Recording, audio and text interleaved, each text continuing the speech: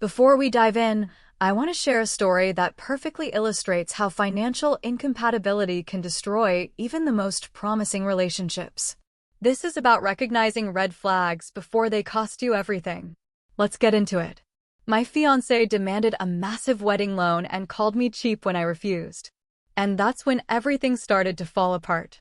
I'm talking about a woman who I thought understood me, who told me she loved my simple life, who said she was done with all the materialistic chaos of the city. But looking back now, I realized she was never really happy with what I had to offer, and I was just too blind to see it. Let me take you back to where this whole thing started. Because the warning signs were there from day one, I just chose to ignore them. I grew up in a small town where people didn't flash their money around, where your word meant something, and where nobody thought twice about driving a 10-year-old truck if it still ran fine. My parents taught me to save, to live within my means, and to never put myself in debt for things I didn't absolutely need. I worked in it, made decent money, had a nice chunk saved up in the bank, and, honestly, I was content with my life. I had a small house that I owned outright, no car payments, no credit card debt, nothing hanging over my head. Some people might call it boring, but I called it freedom. Then I met Lauren at a party my buddy Ethan threw one summer evening.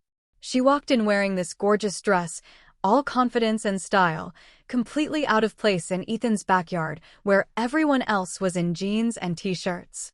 She was from the city, worked in marketing, and had this energy about her that just pulled you in.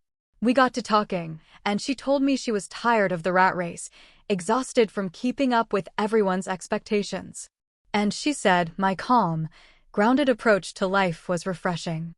She actually used that word, refreshing, like I was some kind of cold drink on a hot day.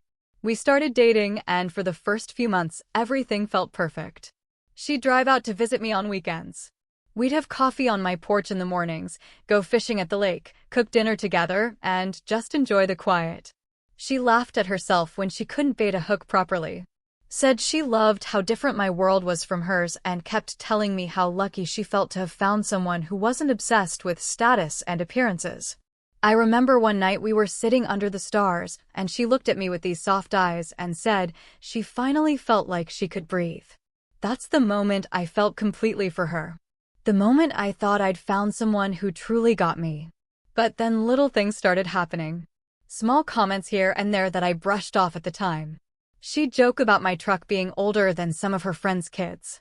Make little remarks about how we should upgrade to a nicer restaurant instead of the local diner, or mention how her friends back in the city had these amazing apartments with skyline views. At first, I thought she was just making conversation, comparing our lives in a harmless way. But the frequency started increasing. She'd scroll through social media and show me engagement rings her friends got huge diamonds that cost more than my truck. And she'd laugh and say something like, "Can you imagine spending that much on a ring?" But there was always this look in her eyes, this little flicker of want that I tried to ignore. She started talking about her old life more often, the fancy dinners, the weekend getaways, the designer clothes she used to buy without thinking twice. She'd always follow it up with, "But I don't miss any of that," which should have been my first real clue that maybe she did miss it, maybe more than she wanted to admit. About 8 months into our relationship, I decided I wanted to marry her. I'd been saving money my whole adult life, and I had enough to buy a beautiful sapphire engagement ring, her favorite gemstone set in white gold with small accent stones around it. It wasn't a massive diamond, but it was elegant, unique, and I thought it represented us perfectly. I proposed to her on the same porch where we'd spent so many quiet mornings. At sunrise with coffee getting cold beside us because we were too caught up in the moment. She said yes. She cried happy tears. And for that first week, everything felt like a dream come true. Then came the moment that should have made me pause and really think about what I was getting into. We drove to her parents' house the following weekend, so I could officially ask for their blessing even though we were already engaged, and so she could show off the ring. The whole drive there, she seemed nervous, fidgeting with the ring box, checking her makeup in the mirror more than usual, and barely talking. When we arrived, her mom opened the door with this huge smile, pulled Lauren into a hug, and immediately grabbed her hand to see the ring. I watched her mom's face change in real time, watched the smile falter just slightly, watched her eyes flick to mine with this look I couldn't quite read. Her dad was more subtle about it, gave me a firm handshake, said congratulations. But I could feel the judgment in the air. Her mom made some comment about sapphires being interesting choices with way too much enthusiasm, the kind of tone people use when they're trying really hard to be polite about something they don't actually like. Lauren barely showed the ring to anyone else that day, kept her hand in her lap during dinner, and didn't post any photos like I thought she would. The drive home was quiet, uncomfortably quiet. And when I asked if everything was okay, she just smiled and said she was tired. But I saw the way she looked at that ring when she thought I wasn't watching. The way she twisted it around her finger like she was trying to imagine it being something else. That night, lying in bed, I stared at the ceiling and let myself think the thought I'd been pushing away for weeks. That was the first time I wondered if she was embarrassed of what I gave her. If maybe the woman who said she loved my simple life was actually just waiting for me to become someone different, someone who could give her the life she'd left behind. Now, here's what I should have recognized back then but didn't want to see. When someone tells you they've left behind a lifestyle, watch how they talk about it. Lauren never said she disagreed with materialism or that she'd learned it was empty. She just said she was tired. That's not the same as changed. Tired means you want a break, not that you fundamentally shifted your values. And when her mom made that comment about the ring being an interesting choice, that wasn't really about the sapphire at all. That was about me not meeting their financial expectations. I was being evaluated like a business investment, and I'd already failed the first assessment. The question I should have asked myself right then was this: if she's embarrassed to show her family what I gave her, how is she going to feel showing her friends, her coworkers, the rest of her world? But I didn't ask that question because I was in love. And love has a way of making you ignore the obvious until it's too late. Have you ever stayed in a relationship where you knew something was wrong, but couldn't quite admit it to yourself yet? The foundation was already cracked before the proposal even happened. When someone consistently compares your life unfavorably to their past, they're telling you exactly what they still want, and it's not what you're offering. The wedding planning started innocently enough, or at least that's what I told myself when Lauren suggested we sit down and make a guest list. I was thinking maybe 50 people, close family and friends, something intimate where we could actually talk to everyone and enjoy the day. She pulled out her laptop and started typing names. And I watched that list grow from 50 to 75 to 100. And she just kept going. When I asked why we needed so many people, she looked at me like I'd asked why we needed oxygen and said it would be rude not to invite her entire extended family, all her work colleagues, her college friends, and obviously everyone from her parents' social circle. I did the math in my head and realized we were looking at over 200 guests. And suddenly, this intimate celebration I'd imagined turned into something that felt more like a corporate event. She started talking about venues, showing me pictures of vineyards and historic mansions and waterfront properties that required a year-long waiting list just to book. Every single option came with a price tag that made my stomach turn. But whenever I brought up the cost, she'd wave it off and say we'd figure it out. That weddings were expensive for everyone, that this was normal. I suggested we look at something simpler. Maybe the community center where Ethan's sister had her wedding, or even an outdoor ceremony at the lake. But Lauren's face would cloud over, and she'd get this tight smile that told me I'd said the wrong thing. She started using phrases like our special day and once in a lifetime whenever I questioned a cost. Like those magic words justified any amount of spending. The catering became our first real fight. I found a great local caterer who did buffet-style service, really good food, reasonable prices, and they had excellent reviews from people in town. Lauren looked at the proposal for maybe 30 seconds before pushing it aside and pulling up websites for premium catering companies that did plated meals with multiple courses and wine pairings. The difference in cost was staggering. We were talking about tripling our food budget, but she insisted that buffets looked cheap and tacky, that her family would judge us, that we couldn't ask people to stand in line at our own wedding. I tried to explain that most of our guests wouldn't care, that they'd be happy just to celebrate with us, but she'd already moved on to talking about hiring a live band instead of a DJ. Every conversation about the wedding turned into a negotiation where I was apparently being unreasonable for wanting to stay within a budget. And she was just trying to make sure we didn't embarrass ourselves in front of everyone we knew. I started dreading these planning sessions. Started feeling this knot in my chest every time she said we needed to talk about wedding stuff because I knew it meant another conversation about spending money we didn't have on things that didn't matter to me. Then one night, I couldn't sleep and I grabbed her laptop to check my email because my phone was charging in the other room. The browser was still open to her last search and I saw the tabs. She'd been Googling how to upgrade an engagement ring, looking at diamond replacements, scrolling through before and after photos of rings that had been fixed with bigger center stones. I just sat there in the dark staring at that screen, feeling something break inside my chest. She'd never said a word to me about being unhappy with the ring. Never mentioned wanting something different, but here was the evidence that she'd been thinking about it, probably since the day I proposed. I closed the laptop and lay back down, and I couldn't stop thinking about all the times she'd angled her hand away when taking photos, all the times she'd kept it in her pocket during family gatherings, all the little signs I'd missed or chosen to ignore. That was the moment I realized she'd never really been happy with what I offered. She'd just been waiting for me to figure out I needed to offer more. The bridesmaid situation pushed things even further. Lauren wanted her sister Hannah and 3 friends from college to be in the wedding party, which seemed fine until she announced they'd all need to buy matching dresses from a specific boutique. These weren't regular dresses you could find on sale or wear again.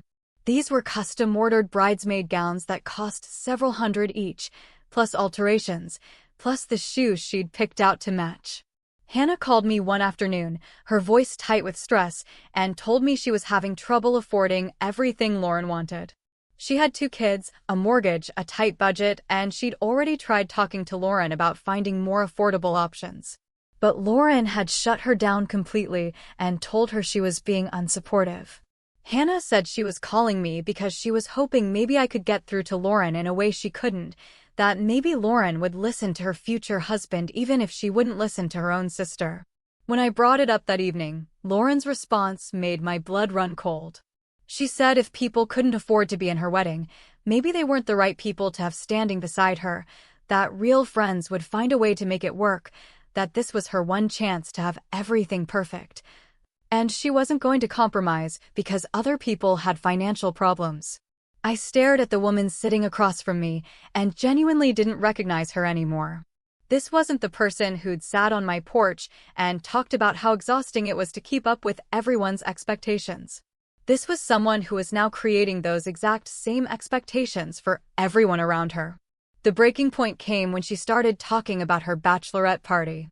Her friends wanted to do a weekend in Miami clubs and beaches and bottle service, and they were expecting all the bridesmaids to chip in for Lauren's expenses on top of their own. We were talking about flights, hotels, party packages, the kind of weekend that would cost each person well over $1,000. Hannah called me again, practically in tears this time, saying she couldn't afford it, but Lauren was making her feel guilty for even hesitating, posting things in the bridesmaids group chat about how this was supposed to be a celebration of sisterhood. And she was hurt that not everyone was as excited as she was. I finally sat Lauren down and told her we needed to have a serious conversation about money, about expectations, about what we could actually afford versus what she wanted. That's when she brought up the loan. She'd already researched it, already looked into wedding loans, and calculated how much we could borrow based on my income. And she presented it to me like it was the obvious solution to all our problems. She said everyone took out loans for their weddings, that we'd pay it back over time, that the monthly payments wouldn't be that bad if we just adjusted our lifestyle a little bit. I felt like the walls were closing in, like I was being backed into a corner with no way out. I told her no. Told her I wouldn't start our marriage buried in debt for one day. Wouldn't sacrifice our future for a party. That's when she called me cheap. Said I was selfish and small-minded. Asked me if I even loved her because if I did, I want to give her the wedding she deserved. She said I was embarrassing her in front of her family, that everyone could see I wasn't willing to provide for her, that maybe she'd made a mistake thinking I was the kind of man who could make her happy. Those words hung in the air between us, and I realized this wasn't about a wedding anymore. This was about who we fundamentally were as people, and we were not the same. Let me break down what was really happening here, because this is where the manipulation reached its peak. Lauren had spent months slowly escalating her demands, testing my boundaries, seeing how far she could push before I'd push back. Every time I agreed to something bigger or more expensive, it reset her baseline for what was acceptable. The guest list grew because I didn't fight hard enough when it hit 100. The venue got more elaborate because I'd already compromised on the catering. The bridesmaids' dresses became non-negotiable because I'd let everything else slide. This is how financial abuse works in relationships. It's not one big demand. It's 1,000 small concessions that add up to you losing yourself completely.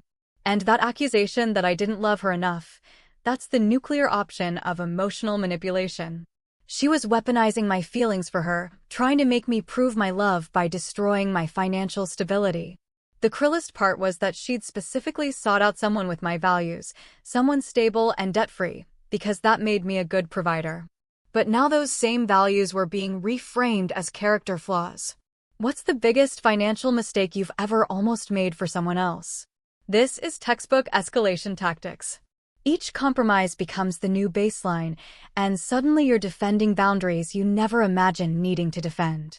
When love becomes conditional on spending, it was never really love. A few days later, she told me her parents wanted to have us over for dinner. Said it was just a casual family meal, nothing formal, but I knew better. I could feel it in my gut that this wasn't going to be casual anything. I showed up to that dinner knowing exactly what was coming.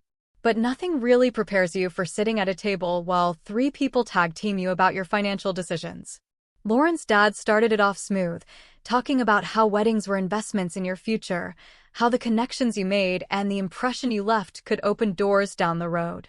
How successful people understood that sometimes you had to spend money to show people you were worth knowing. Her mom jumped in with stories about weddings she'd attended. How the modest ones were always remembered as the sad ones. How nobody forgot a beautiful celebration, but everyone forgot a cheap one. Lauren sat there quiet, letting them do the work, occasionally nodding like they were making excellent points she'd never thought of before.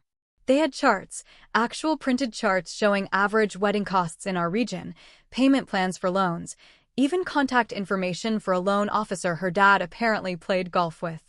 I felt like I was in a business presentation about my own life, except the product they were selling was debt and disappointment. Her dad looked me straight in the eye and said I needed to think about what kind of man I wanted to be. Whether I was the kind who stepped up for his family or the kind who let them down when it mattered. That's when something shifted inside me. When I realized this wasn't about love or commitment or building a life together. This was about control and keeping up appearances and funding a fantasy that had nothing to do with me.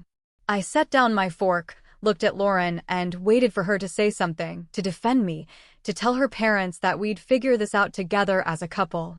She wouldn't meet my eyes. Just kept staring at her plate like the pattern on the china was the most fascinating thing she'd ever seen. So I said the thing I'd been holding back for weeks because I kept hoping we'd find our way back to those quiet mornings on the porch. I told them I wouldn't sacrifice my future for one day, that I'd work too hard to build a stable life to throw it away on a party, that if Lauren needed me to go into debt to prove I loved her, then maybe we wanted different things out of this marriage. The silence that followed was deafening. The kind of silence where you can hear people's brains recalculating everything they thought they knew. Lauren's face went red, then white, and she finally looked at me with eyes full of anger instead of love. Her dad started to say something about me being unreasonable, but I was already standing up, already thanking them for dinner, already walking toward the door.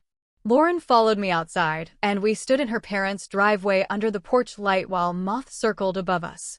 And she told me I was making the biggest mistake of my life. I told her I was pretty sure marrying someone who valued a wedding more than a marriage was the bigger mistake. And then I got in my truck and drove away. The next few weeks were brutal in ways I didn't expect.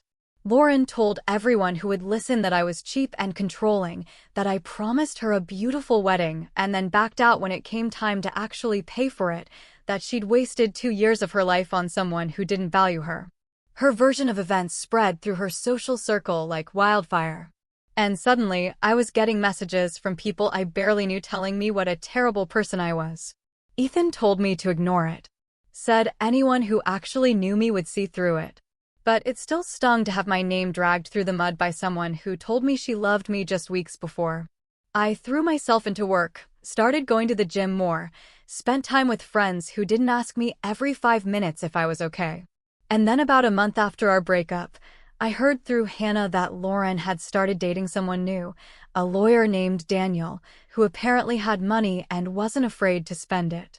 Part of me felt relieved that she'd moved on so quickly that maybe now the drama would finally die down and I could start rebuilding my life in peace. But Lauren being Lauren, moving on quietly wasn't really her style. She posted photos constantly, designer bags and fancy restaurants and weekend trips to places I'd never heard of. Always with captions about finally being treated the way she deserved. Daniel seemed nice enough from what I could see. Always smiling in photos. Always dressed sharp. The kind of guy who looked like he walked out of a cologne advertisement. I stopped checking her social media after a while because it felt like watching a performance that had nothing to do with real life. But I'd still hear updates from mutual friends who couldn't help themselves from filling me in. Apparently, Lauren was already talking about wedding plans again, already looking at venues and showing off a new engagement ring that made her sapphire look like a toy from a vending machine. Friends told me she was pushing Daniel even harder than she'd pushed me. That every conversation was about the wedding, about what she wanted, about making sure everything was absolutely perfect this time. I almost felt bad for the guy, almost wanted to warn him about what he was getting into. But I figured he was a lawyer and probably smart enough to figure it out on his own. Then one Saturday afternoon, about 6 months after I'd walked away from Lauren, I ran into Megan at the grocery store. She'd been one of Lauren's bridesmaids, and we'd always gotten along fine during the planning phase. She looked genuinely happy to see me, which was surprising given how Lauren had been talking about me, and she suggested we grab coffee. We sat down at a cafe near the store, and she told me she'd felt terrible about how everything went down, that she'd never really believed Lauren's version of events, and honestly, she just needed to vent to someone who'd understand what Lauren was really like. Megan told me everything. Told me things I never would have known otherwise. Lauren had pushed Daniel to book the most expensive venue in the entire region. Insisted on a guest list even bigger than the one she'd wanted with me. Demanded a ring upgrade just months after he proposed because the first one wasn't quite right. The bridesmaids were all stressed about costs again. Lauren had picked even more expensive dresses this time, and the bachelorette party was now planned for the Bahamas instead of Miami. But here's the thing that made my coffee taste better than it had any right to. Daniel had started asking questions, started pushing back, started realizing that maybe this wedding wasn't about building a life together, but about putting on a show. 2 weeks before they were supposed to send out invitations, he called the whole thing off, told Lauren he couldn't marry someone who cared more about the wedding than the marriage, and ended their relationship entirely. Megan said Lauren was devastated, not because she'd lost Daniel, but because she'd lost the wedding, lost the chance to prove to everyone that she could have the perfect day she'd always wanted. I wish I could say I felt nothing when I heard that I was completely over it and didn't care what happened to her anymore. But the truth is I felt vindicated, felt like the universe had confirmed what I'd known all along, that I'd made the right choice walking away when I did. A few months later, I made a decision I'd been thinking about for a while. I sold my small house and put a down payment on a bigger place. A real house with land and a view and room to grow. The kind of property I'd always dreamed about but never bought because I was saving for a future that turned out to be an illusion. I started dating again eventually. Nothing serious at first. Just coffee and conversations with people who didn't measure my worth by my willingness to go into debt. Life got quieter, simpler, better in ways that had nothing to do with money or status or proving anything to anyone. And sometimes late at night when I couldn't sleep, I'd think about that moment on her parents' driveway about walking away from someone I thought I'd spend my life with. And I'd feel grateful instead of sad. Here's what I learned from all of this, and I hope it helps someone else who might be in a similar situation. Love shouldn't come with a price tag. And the person who truly wants to build a life with you will care more about the life you're building than the party you throw to announce it. When someone shows you who they really are, especially when it comes to money and values, believe them. The first time. Those little comments Lauren made about my truck, about my house, about wanting better restaurants, those weren't jokes or harmless observations. Those were her real feelings leaking out before she'd perfected the act.